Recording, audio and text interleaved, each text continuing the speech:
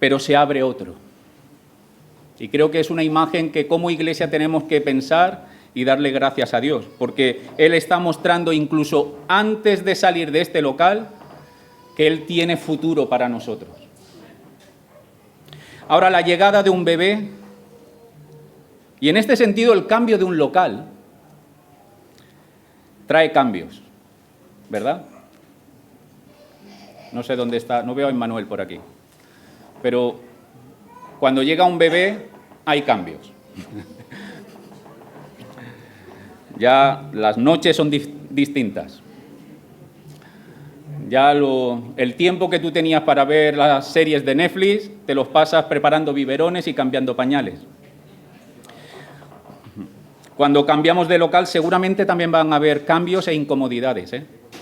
Y la iglesia esto también lo tiene que saber. Cambios de horario, a lo mejor ya no es por la mañana, ahora es por la tarde. Cambio de días, cambios. La pregunta es, ¿cómo tenemos que entender nosotros los cambios? ¿Cómo nos anima la Biblia a que como padres o como iglesia, como cristiano, como pueblo, miremos los cambios que tenemos delante? Y esa es la pregunta que me gustaría animar a considerar en esta mañana. Acompañarme al Salmo 127, y vamos a tener este salmo como quizá el pasaje central, aunque no único, pero sí central, de la meditación de esta mañana. Es un salmo corto, de 5 versículos, conocido, por lo menos en parte, pero me gustaría que hoy lo pudiéramos leer, comentar a la luz de esta pregunta. ¿Cómo quiere Dios que veamos los cambios que Él permite en nuestro caminar, en nuestro peregrinar? Vamos a leer el Salmo 127. Si Jehová no edificare la casa, en vano trabajan los que la edifican. Si Jehová no guardare la ciudad, en vano vela la guardia. Por demás es que os levantéis de madrugada y vayáis tarde a reposar, y que comáis pan de dolores, pues que a su amado dará Dios el sueño. He aquí, herencia de Jehová son los hijos, cosa de estima el fruto del vientre. Como saeta en mano del valiente, así son los hijos habidos en la juventud. Bienaventurado el hombre que llenó su aljaba de ellos. No será avergonzado cuando hablare con los enemigos en la puerta. Este es un salmo curioso, ¿verdad? Comienza hablándonos de una ciudad, de una casa, y de repente nos habla de los hijos, de unos guerreros, de un hombre que tiene en su aljaba esas flechas como protección ante sus enemigos. Es un salmo conocido como salmo de ascenso. ¿Sabéis qué quiere decir eso? Era una serie de salmos que el pueblo de Israel recitaba, cantaba, se compartía en el tiempo en el que el pueblo de Israel ascendía a Jerusalén. Había un tiempo señalado donde el pueblo de Dios era convocado a ir al templo. Así que las familias de Israel iban dirección al templo, y se llama de ascenso porque Jerusalén está elevada. Así que iban en camino hacia Jerusalén. Y esto es un dato importante para entender lo que el Salmo está diciendo. Porque en un sentido el salmista se está poniendo como en las zapatillas, en los zapatos de un peregrino, que va andando, peregrinando, y se va acercando a Jerusalén, y allí va a ver una ciudad con grandes murallas que la defienden. Y en el centro de esa ciudad, el motivo por el que él y su familia peregrinan es porque van a ver la casa de Dios, el templo. Y estamos aquí en el tiempo de Salomón. De hecho, este salmo está escrito por Salomón. Y el templo de Salomón se sabe que era una de las grandes maravillas de su época. Así que aquí hay un peregrino que se está acercando a una ciudad bien amurallada y ve la casa de Dios, una casa gloriosa. Pero el salmista quiere que no te confundas. le llama la atención algo al peregrino. Mira, peregrino, no te equivoques. No creas que lo extraordinario de la casa es la casa. Porque si Jehová no edificare la casa, ese templo no sirve de nada. Ese templo sería vano. Este es el término fundamental. Si Dios no está ahí, el templo es algo pasajero, sin sustancia, algo que no es real, algo que tarde o temprano, más temprano que tarde, va a llevárselo el viento. Es neblina. Mira, peregrino, que si tú te acercas a la ciudad eterna, a la ciudad de Jerusalén, creyendo que son los guardas y las murallas las que defienden la ciudad, te equivoca, porque si Jehová no guardare la ciudad, en vano vela la guardia. Esto es lo que tenemos en el verso 1, ¿verdad? Esto es lo que el salmista está invitando al peregrino a que considere. No te equivoques, no te quedes con las luces de colores y diga, qué extraordinario templo, qué grandes son sus murallas y sus guardas. Eso no es lo fundamental. Dios es lo fundamental. Este es el mensaje. Dios es la persona esencial.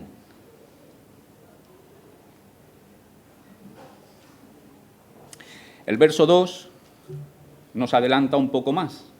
Mira, ya no es la casa, ya no son las murallas o la guardia de una ciudad, sino todo tu trabajo, toda tu actividad.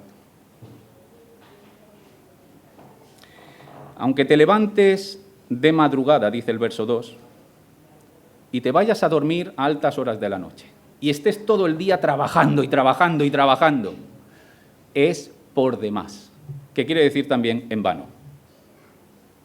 Pero mira, no solamente es en vano, dice el verso 2, no solamente es en vano. Es que si por tu esfuerzo humano consigues ganarte el pan, ese pan cuando te lo vas a comer es un pan de dolores. Es como dice en el verso 2. Por demás es que os levantéis de madrugada y vayáis tarde a reposar y comáis pan de dolores. La idea en el hebreo es pan de angustia. Un pan que cuando lo comes, no lo comes y lo disfrutas, sino que lo estás comiendo y estás pensando, a ver cómo pago mañana la hipoteca, y a ver porque mañana tengo que hacer esto, y estás lleno de angustia y de temores y de ansiedad. ¿Sabéis? La gran enfermedad de nuestras sociedades opulentas, las sociedades que tienen de todo, las sociedades como nosotros, que abrimos la nevera y tenemos de todo. La enfermedad de nuestras sociedades se llama ansiedad. No es el COVID-19. Y no hay mascarilla que te proteja ante el estrés y la ansiedad. Pan de dolores.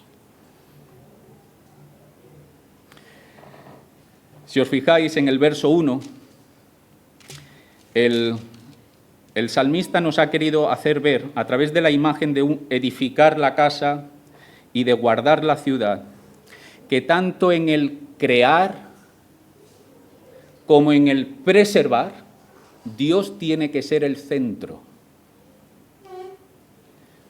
El que edifica, crea, pero Dios no es el centro, verá la vanidad de su obra.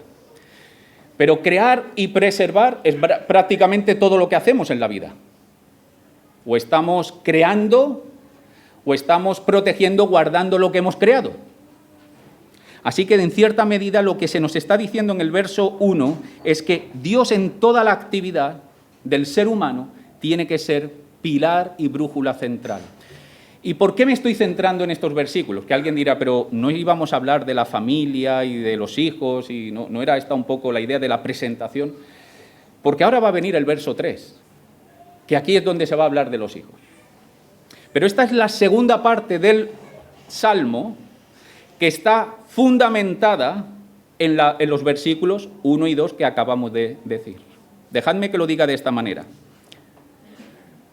La parte fundamental del mensaje del Salmo 127, que es, por cierto, una enseñanza bíblica esencial es esta. Y se lo digo especialmente a los padres que hoy presentan a sus hijos. El fundamento es Dios.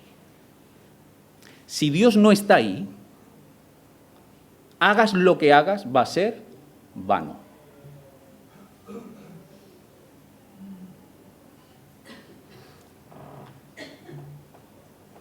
No olvides esto porque esto es el fundamento. Ahora, sobre este fundamento, ahora el salmista va a entrar a la realidad del hogar. Y uno dice, bueno, pero ¿cómo hace este salto, no? El salmista nos estaba hablando del peregrinaje, la ciudad, el templo, y de repente dice el verso 3, he aquí herencia de Jehová son los hijos. ¿Qué tiene esto que ver con lo anterior? Tiene que ver. Mirad, la idea que ha estado dando en los versículos anteriores es que Dios es el que crea. Si Dios no edifica, si Dios no crea, en vano trabajan los albañiles levantando paredes. Verso 3 va a responder a esa primera idea, el crear, el vivir. Si os fijáis, el final del verso 2 termina con un hombre que es el hombre amado por Dios, y este hombre, final del verso 2, este amado, a diferencia de esos otros que no han puesto a Dios como centro en su vida, este, por ser amado de Dios, recibe el pan en su sueño, dice.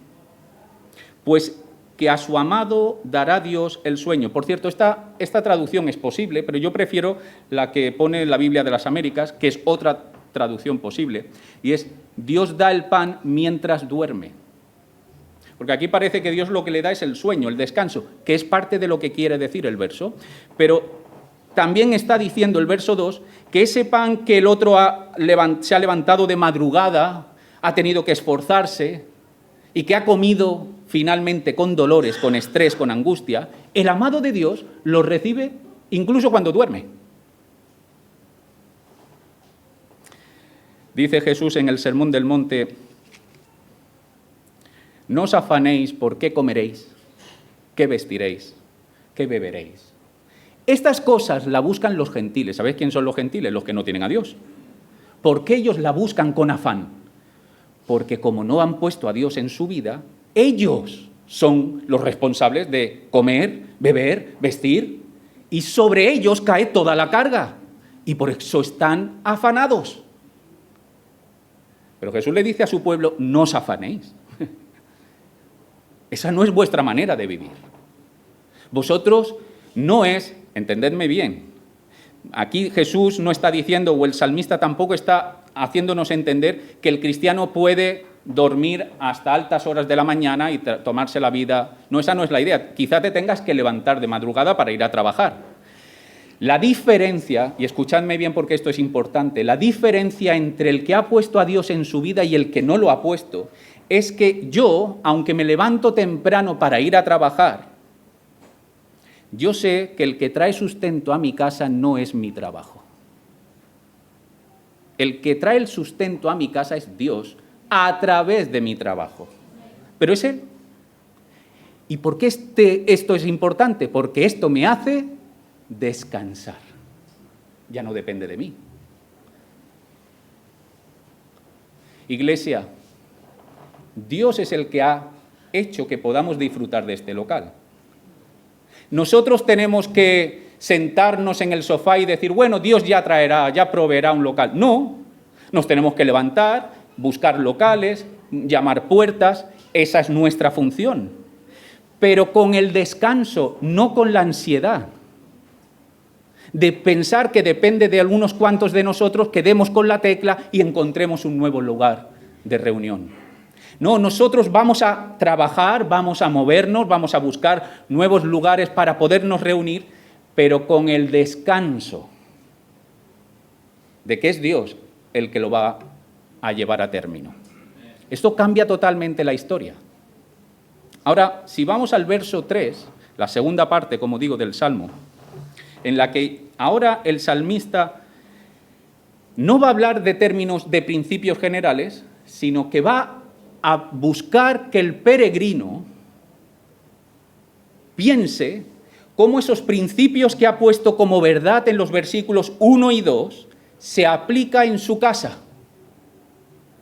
Porque mirad, no solamente el peregrino iba andando y veía las murallas y el templo, sino que en el peregrinaje, ¿sabéis qué también veía el peregrino? A sus hijos. Porque él iba con toda la familia. Y ahora el salmista le está diciendo, mira, ¿has visto las murallas? ¿Has visto el templo? Si Jehová no está ahí, no sirve de nada. Porque Él es el que da el sustento. Y tú tranquilízate, vive en el reposo. Y ahora, como digo, va a cambiar y va a decir, ¿cómo se aplica toda esta verdad en la realidad concreta de tu casa? Y ahora es cuando va a hablar de los hijos. Además, fijaros que hay un hecho que es muy interesante, porque el verso 2 ha terminado con este amado de Dios que está en el sueño. Tú y yo, ¿dónde dormimos normalmente? En una cama, ¿verdad? ¿Y dónde se conciben normalmente los niños? En una cama. Así que mientras el amado de Dios reposa, está en la cama, Dios trae vida. Porque el verso 3 nos quiere decir algo. Mirad, el hombre y la mujer, el marido y el esposo, se unen, pero el que trae la vida no es ni él ni ella, es Dios. Pensadlo. El que edifica la casa, hay un albañil ahí poniendo cemento, poniendo los ladrillos, pero el que hace que la casa sea una casa, un hogar, es Dios. Esto significa que tú y yo tenemos una parte. Estamos llamados a servir, a movernos, a trabajar, a esforzarnos, a sacrificarnos, pero con el descanso de que el que trae el fruto es Él. Y esto queda reflejado en esta imagen del verso 3. El hombre y la mujer se unen en ese lecho, en esa cama, pero he aquí herencia de Jehová. Es Dios el que trae esta nueva vida. Estos bebés que hoy vamos a presentar es digno de celebrar porque es Dios el que lo ha dado. Es Él. Por eso, mirad, voy a decirlo lo más sencillo y directo posible. El pueblo de Dios tiene que decir alto y claro que toda vida nacida y toda vida en el vientre de la mujer, como dice el verso 3, cosa de estima es el fruto del vientre, es una bendición, con todas las letras. Esto quizá en otro tiempo no era tan necesario subrayarlo, es fundamental subrayarlo en nuestro tiempo.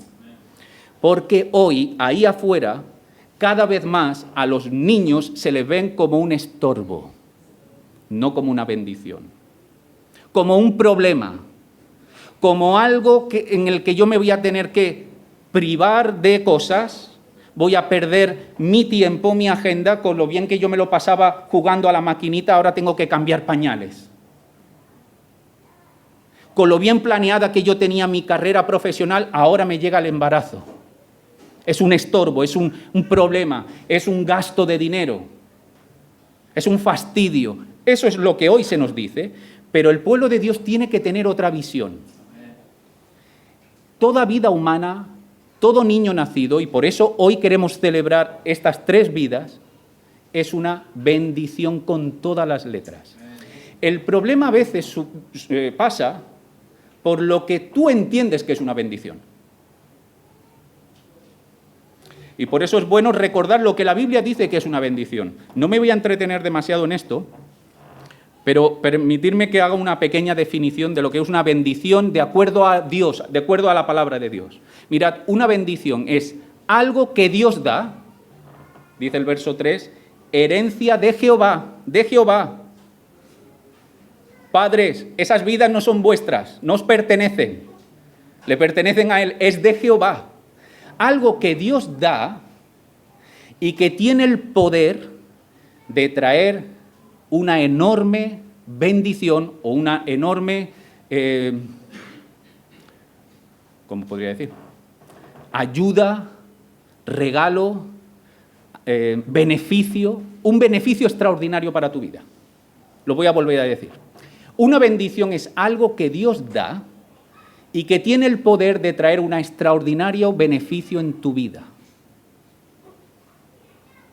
Dios lo da y tiene el poder de darte una extraordinaria ayuda en tu vida.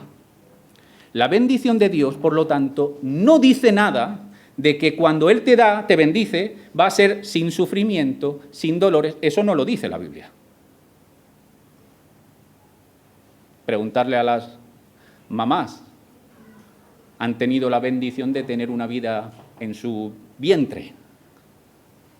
Es una bendición, ¿verdad? Hemos dicho que Dios ha sido el que ha permitido que esa vida fecunde en el vientre de la madre. Ahora, preguntarle a la madre si todo ha sido color de rosa. Empieza a tener incomodidades, pero sigue siendo una bendición. Lo que pasa es que en tus oídos y en los míos tenemos a veces la imagen de la bendición como el premio de un programa, de un concurso de televisión. Sencillo, directo, donde tú dices una respuesta es verdadera y te viene el premio. Y para ti bendición es simplemente placer, disfrutar, pero esa no es la visión bíblica. Porque a veces en medio del dolor y del sufrimiento está parte de la bendición. Mirad, si en el verso 1 teníamos a Dios que crea, que edifica la casa, en el verso 3 vemos a Dios que crea, expande el hogar con los hijos. El mismo Dios que creó la casa, la estructura, es el Dios que crea, expande, trae vida a las relaciones dentro de esa casa. Ahora, los versos 4 al 5 nos va a hablar no ya de crear, sino de proteger. Si os habéis fijado en el verso 1, hablábamos que primero decía, si Jehová no edificare la casa, crear, pero después dice, si Jehová no guardare la ciudad, protección, preservar. Bueno, los versos 4 al 5 va a darnos una idea de cómo son los hijos, la relación hijo y padre, en el ámbito de protección.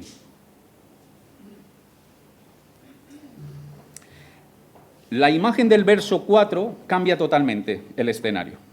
Ya no está en los zapatos de un peregrino, ahora está en los zapatos de un guerrero.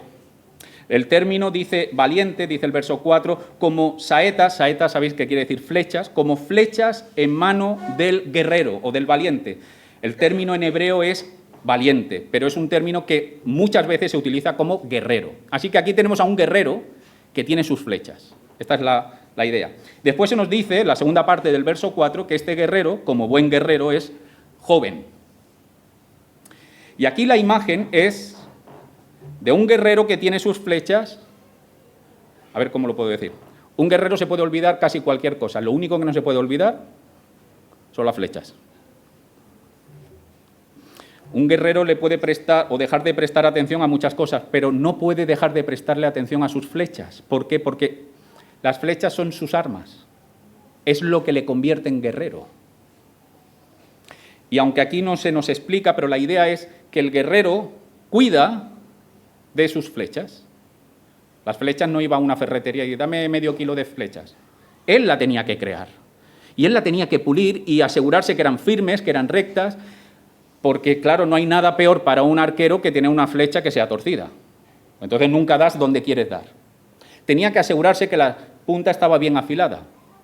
Y sobre todo tenía una aljaba. ¿Sabéis lo que es la aljaba? Ese es ese cono que se ponían en la espalda donde guardaban las flechas. La tenía que cargar siempre, esas flechas, el guerrero siempre cargaba sus flechas.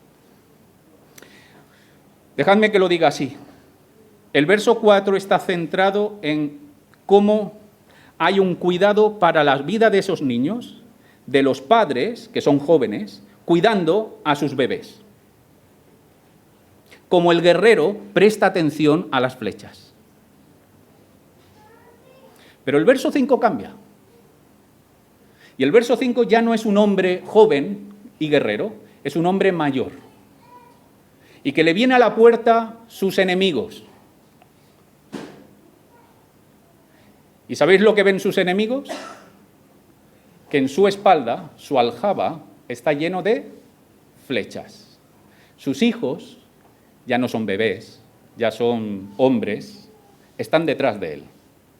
Y vienen los enemigos a ese hombre, y los enemigos no vienen, ¿por qué se llaman enemigos? Porque vienen a complicar la cosa. Pero cuando se acercan a la puerta, ve detrás de este hombre a sus hijos. Y entonces dice, no será avergonzado. ¿Me habéis entendido? El verso 4 es la protección de los padres con aquellos padres jóvenes, con aquellos hijos que son pequeños. El verso 5 es la protección de los hijos hacia unos padres que se hacen mayores. Yo tengo un padre de más de 90 años.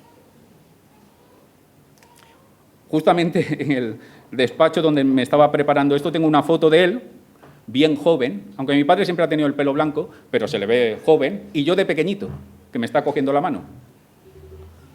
Hoy soy yo el que le cojo la mano, para que no se caiga. Hoy soy yo el que le baño. Hoy soy yo esa aljaba que tiene mi padre con sus hijos. Y cuando el enemigo viene a la puerta, y los enemigos no tienen por qué ser hombres, pueden ser enfermedades, pueden ser momentos de dificultad económica, puede ser la vejez. Ese hombre tiene una protección, porque tiene la aljaba llena de hijos. Dios es el que protege, dice el verso 1, ¿verdad? Si Dios no vela, entonces da lo mismo que tengas unas murallas y unos guardas. Y está mostrando ahora en el verso 4 y 5 cómo esa realidad de un Dios que ha hecho un mecanismo de vida dentro de la familia, del hogar, para que esa nueva vida que llega sea protegida por el Padre cuando son pequeños, pero cuando esos crecen, ellos protejan a sus padres cuando ellos son ancianos. Honrarás a tu padre y a tu madre.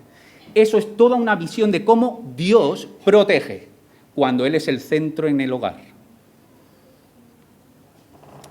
Pero permitidme que me centre brevemente en la imagen del verso 4, porque es una imagen profunda.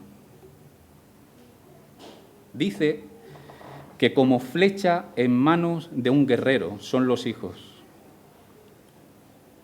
Y a mí me gustaría en esta mañana decirle a los padres que hoy van a presentar que mantengan esta idea en su mente, en su corazón, en su entendimiento. Las vidas que Dios os ha dado son suyas, son como unas flechas en vuestras manos. Tenéis la misión de pulirlas, que sean firmes y rectas. Pero ¿qué hacía? Lo voy a decir de esta manera. ¿Cuál es el propósito de las flechas? ¿Quedarse siempre en la aljaba con el guerrero? No. La flecha tendrá que salir un día. Y los hijos tendrán que salir un día. Hay padres que esto a veces no lo entienden y van detrás de los hijos y nunca rompen el cordón umbilical y siempre quieren estar. Los hijos tienen que hacer su vida. Dejará a padre y a madre, se unirá, serán una nueva familia. Eso no quiere decir que no haya relación, ni por supuesto que va a haber relación y va a haber, pero que es otra vida. Que el fin de que Dios te ha dado a ti esa vida, que te la ha puesto en tus manos, es para que tú seas un arquero. Y fijaros en la imagen, y tú lo ves tensando, tú le marques la dirección, le pongas un propósito, pero llegará un momento que lo soltarás. Y esa persona se lanzará a la vida. Ese es el propósito. Pero hasta que llegue ese momento, donde tú tendrás que soltar para que ese hijo o esa hija salgan al mundo y alcancen terrenos que ya a ti no te pertenecen, tienes que instruirlo. Acompañarme a Deuteronomio capítulo 6.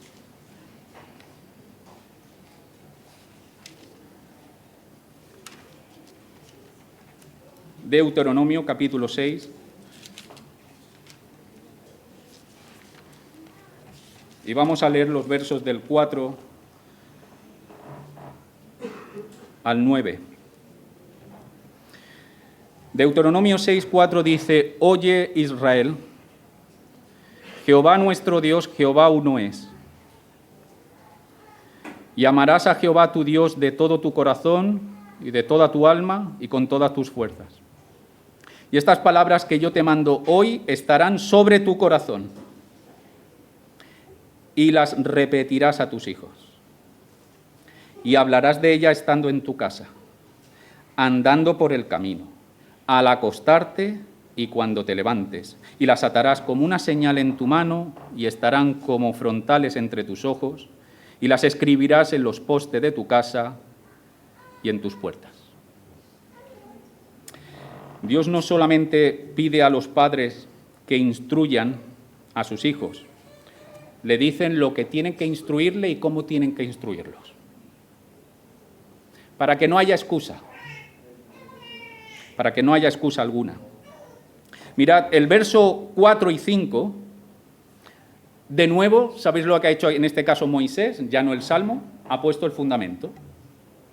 El verso 4, de hecho, es una de las oraciones más santas y más repetidas para el pueblo de Israel.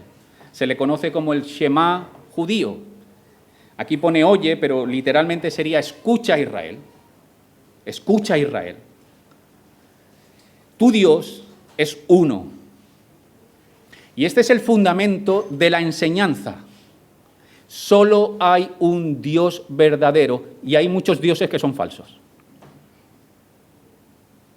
Padres, ¿cómo tenéis que instruir? O mejor dicho, ¿qué tenéis que instruir? Que solo hay un Dios verdadero. Escucha, padres. Jehová, nuestro Dios, Jehová es solo uno. Solo Él es verdadero. Porque a nuestros hijos le van a presentar toda una abanico de ídolos. La fama, el dinero, el trabajo, las relaciones sexuales, ser popular, no sé, 1001 ídolos. Pero en casa, instruye a esa flecha que Dios te ha puesto para que un día salga, que solamente hay un Dios verdadero. Escucha, pueblo de Dios. Pero esto es lo que tiene que escuchar, pero el verso 5 nos dice que esa verdad, como principio, se tiene que vivir. Amarás a Jehová tu Dios de todo tu corazón, de toda tu alma, con todas tus fuerzas. Verso 6. Y estas palabras que yo te mando hoy estarán sobre tu corazón, Padre. Para poder instruir a nuestros hijos, primero tiene que ser una verdad en nosotros.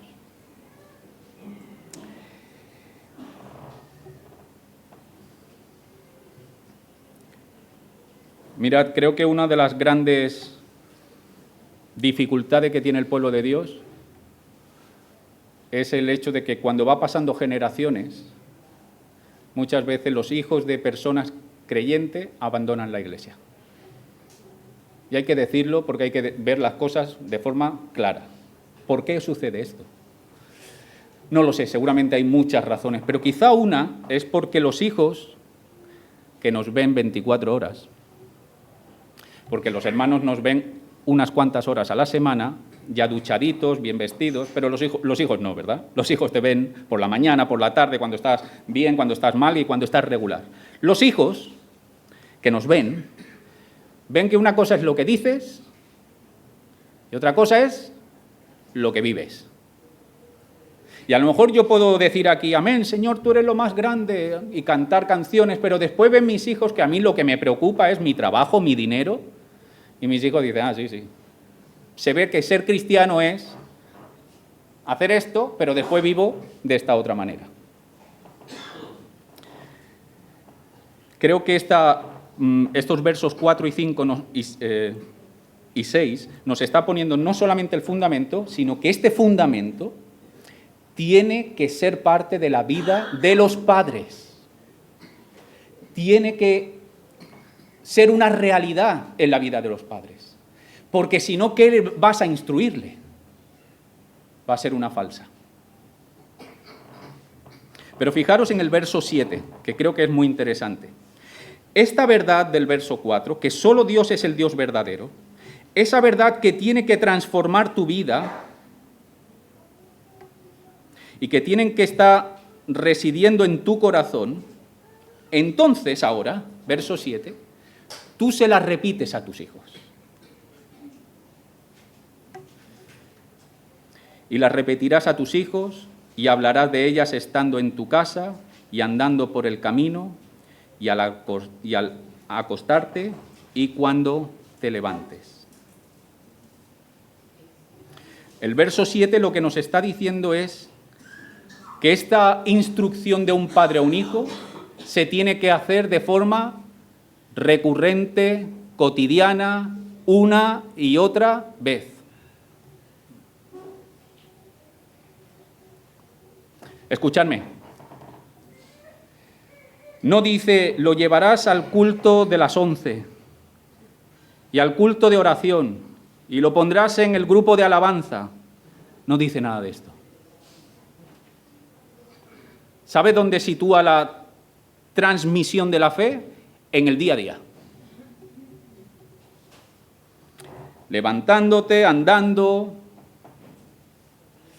Ahí están mis hijas que pueden dar testimonio, pero una de las cosas que yo intenté hacer, no sé si con mucho acierto, pero era sentarme con ella a ver las series que ellas veían. Tengo que decir que todavía quieren ver series conmigo, lo cual no lo entiendo, porque una de las cosas que yo hacía era sacándole todo el tiempo, pero ¿os habéis dado cuenta lo que está enseñando esta serie? ¿Os habéis fijado que el padre siempre es tonto en la serie? ¿Por qué siempre los padres son tontos? No, es verdad, ¿eh? Pensar en las series de Netflix, a ver si hay una serie para jóvenes donde el padre no sea tonto o no aparezca, desde Los Simpson a cualquier otra. Los padres siempre es... Las madres a veces se libran, pero tampoco mucho. Y ellas están ahí. Yo a veces les hacía ver... Llega un momento que yo creo que me miraban y decían, ¿me quieres dejar tranquila ver la serie? Y yo lo entiendo, pero lo que quiero decir es, en la comida, sentando viendo una serie, en las circunstancias que le pueda pasar en la vida, a hacerles ver cómo Dios lo ve. A acercarles cómo es la verdad de Dios. Esto se hace de forma recurrente, día a día.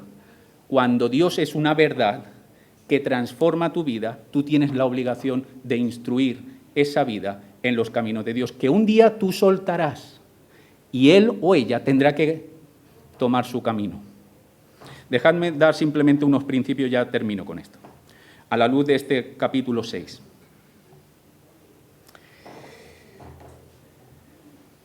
De estos versículos en el capítulo 6. Instruir será imposible si uno no está viviendo esa verdad.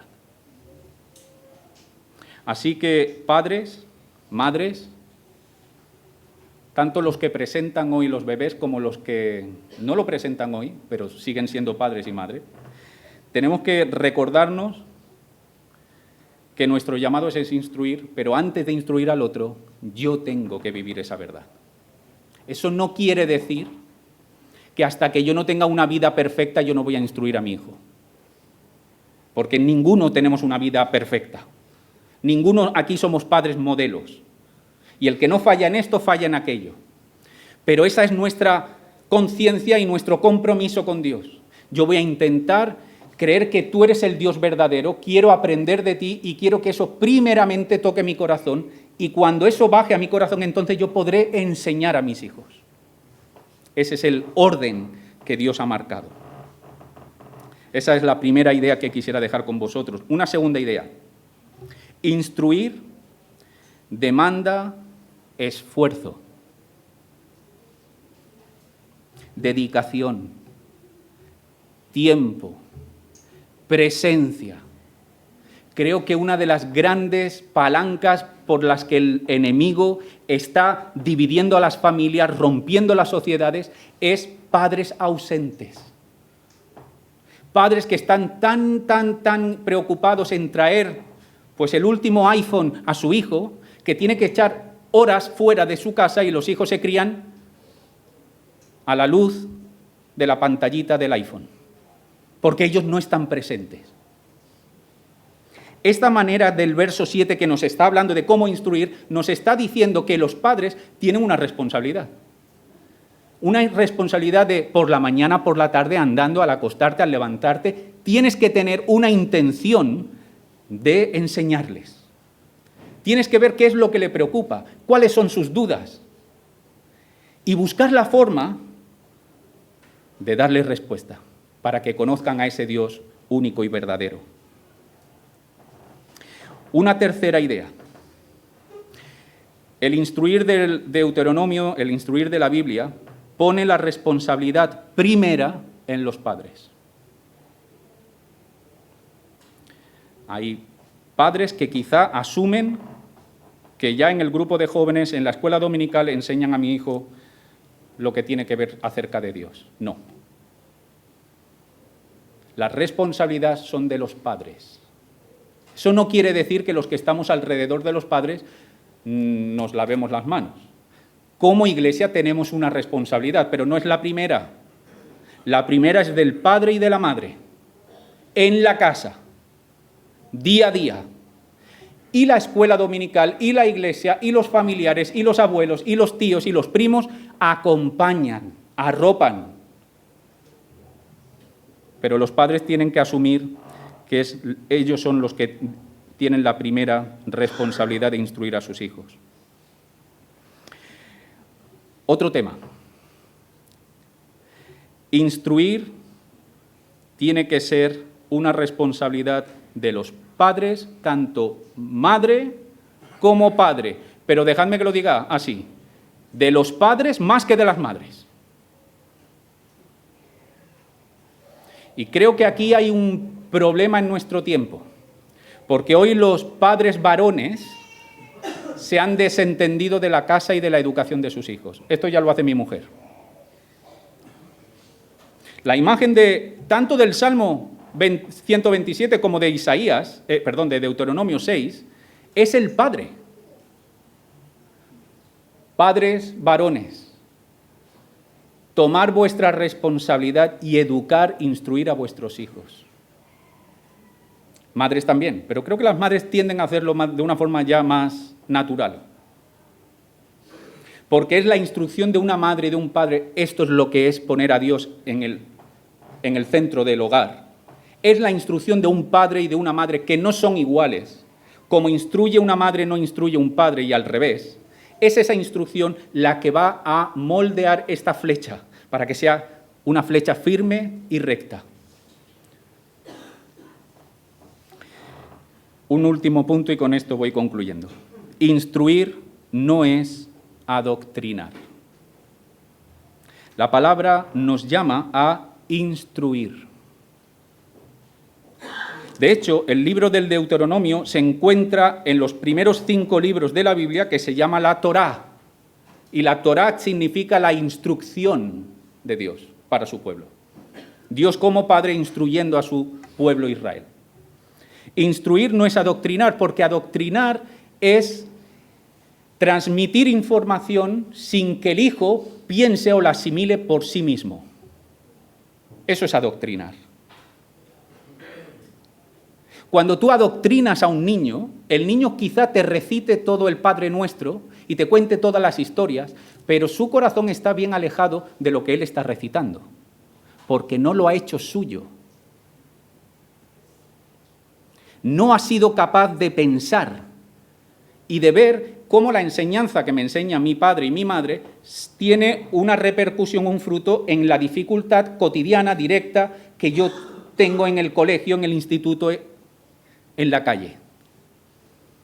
Como eso no sucede, los hijos están siendo adoctrinados, pero no instruidos.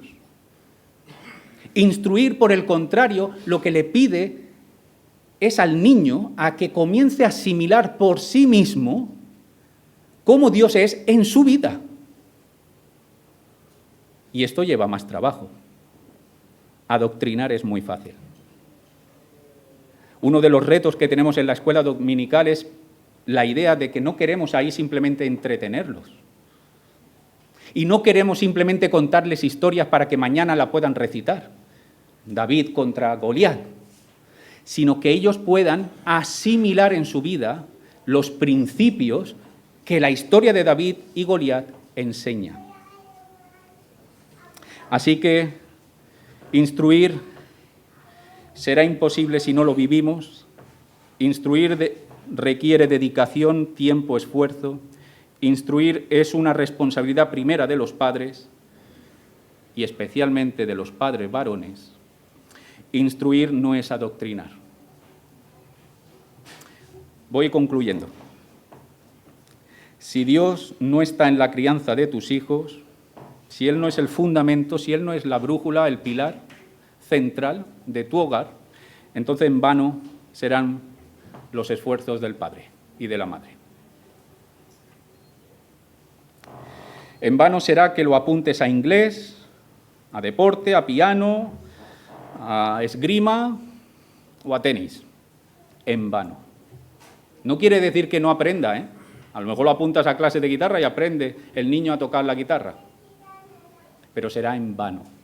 No tendrá fruto eterno si Dios no está en el centro de la crianza de nuestros hijos. A los padres, decirles que Dios os ha dado una bendición.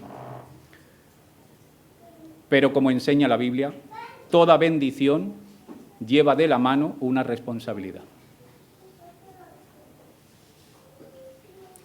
Y a la Iglesia, Dios ha sido fiel, ha provisto de un local por muchos años. Se abre un nuevo capítulo, pero Dios sigue siendo fiel.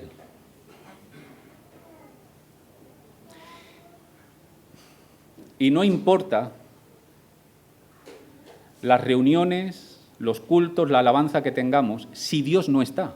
Pero si Dios está, entonces descansemos.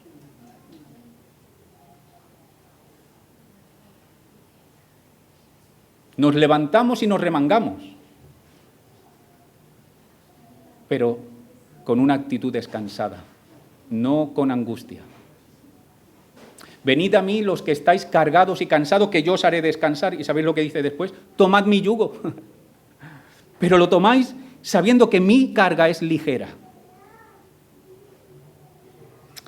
Pero no quiero terminar, y con esto ahora sí que termino, que sé que esto no es muy bueno decirlo, de decir voy a terminar y alargarme, pero permitirme, y con esto quiero cerrar, volver al Salmo 127.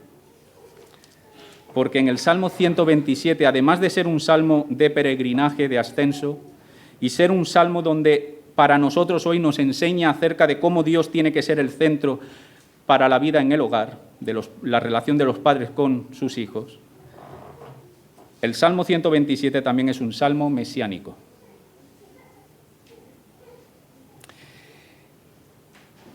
Porque fue a través del fruto del vientre que vino un niño. Y ese niño lo cambió todo.